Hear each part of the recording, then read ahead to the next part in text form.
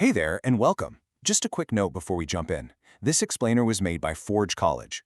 Okay, so if you've been following along, we just wrapped up integrating ecosystem protocols and backend patterns, basically building an incredibly robust, item-potent Solana backend.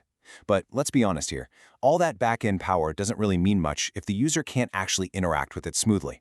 So today, our goal is to build a sleek, aerodynamic front-end chassis to match that massive Solana backend engine we just built.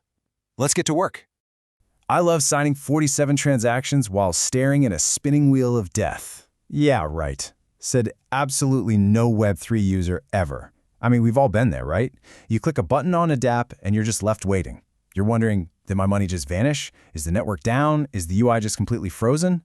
Well, today we are officially killing the infinite loading spinner and fixing the blockchain highway. We're going to make sure your users actually enjoy using your application. So let's take a quick breath and look at exactly where we are on our journey.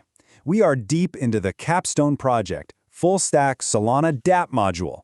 Month 1, that was all about smart contract design. Month 2, we tackled backend patterns and adapters, specifically integrating those ecosystem protocols. And now in month 3, we're transitioning directly from our backend prep right into the UI. We are officially in the front-end performance and user flows lesson. We've got our stubs, our mocks, and our adapters ready. Now we build the face of the application.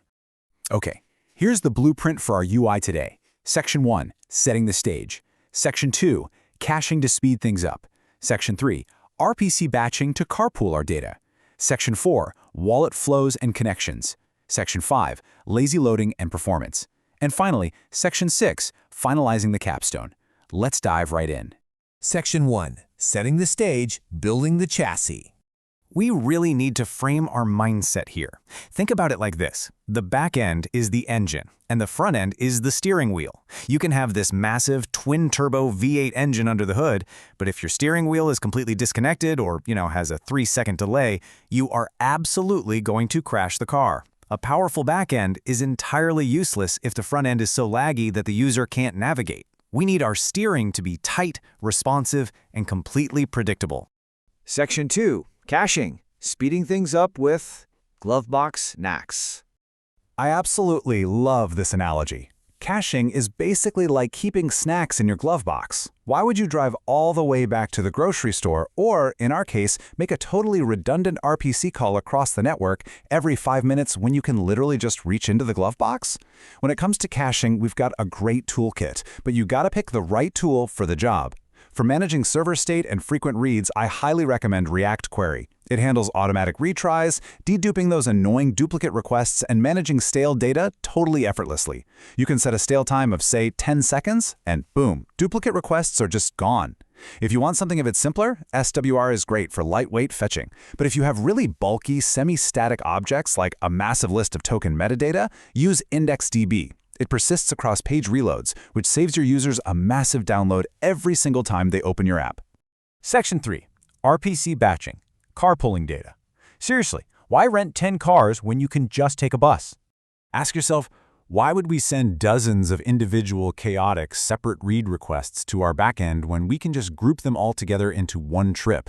Without batching, you have all these independent, messy network calls totally clogging the UI and eating up your RPC node quota. It's a disaster, but with batching, it's elegant. We use a micro-batching pattern. The UI actually aggregates near-simultaneous reads, literally within a single JavaScript microtask tick, into one neat, organized array. We then send that single payload to an API RPC batch endpoint. Your backend adapter processes it in one go, which vastly reduces latency and actually saves you money on RPC costs. It is a total game changer for dashboards that have tons of data. Section 4. Wallet flows and connections. Handing over the keys securely. This right here is where user trust is either won or lost. A resilient wallet integration is totally non-negotiable. Your interactions need to be explicit, minimal, and always reversible for the user. We never want the user to feel trapped or confused about what they're actually signing. So we follow a strict, explicit wallet session flow. Step 1, connect by triggering the wallet UI. Step 2, recover session. If they refresh the page, use AutoConnect so they aren't forced to reauthorize constantly. Step 3, and this is the big one, sign transaction. We always use the wallet adapter's signed transaction method. Hear me on this. We never, ever touch raw private keys in the front end. Once signed, we serialize the transaction client side and then pass it to our backend adapter for idempotent submission. And finally, step 4, handle disconnects gracefully. Section 5, lazy loading and performance. Don't build the backseat until someone sits there. Think about it. If a user is just landing on your homepage, they do not need the code for your incredibly complex, decentralized exchange swapping interface downloaded immediately. We want to keep that initial application load incredibly light. Here's how that works under the hood. Lazy loading uses tools like React.lazy and Suspense to defer loading those heavy route components. Bundlers like Vite or Webpack actually use these React features to physically split your code into smaller chunks. So the user only downloads the code when they actually navigate to that specific part of the app. It shrinks your initial bundle size drastically, which makes your app feel instantly responsive. Section 6. Finalizing the capstone. Checking the dash. We've built the chassis, we've installed the steering wheel, and now we need to run our diagnostics. We're going to use audit tools, specifically Lighthouse, to measure our new UI against a very strict performance budget. Our first major target, less than 400 kilobytes. We want our zipped app shell bundle to be strictly under this limit.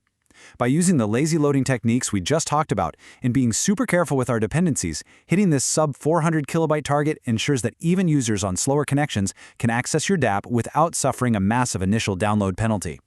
And here's the second crucial metric: less than 3 seconds.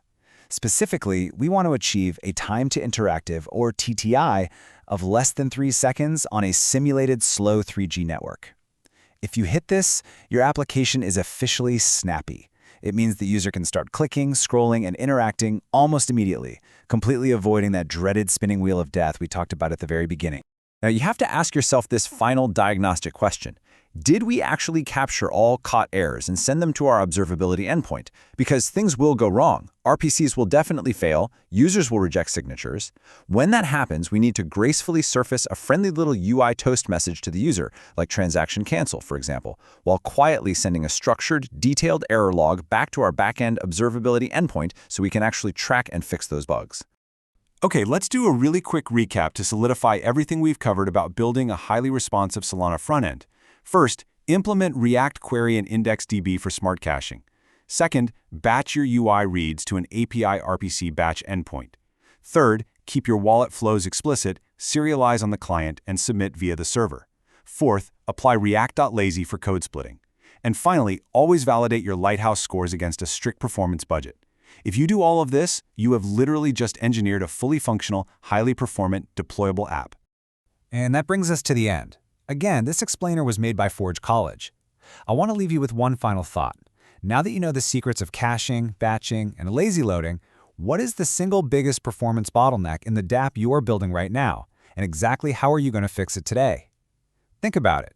Keep building your Web3 future, and be sure to visit forge.college to dive deeper into this subject and level up your Web3 development skills. Thanks for hanging out with me for this explainer.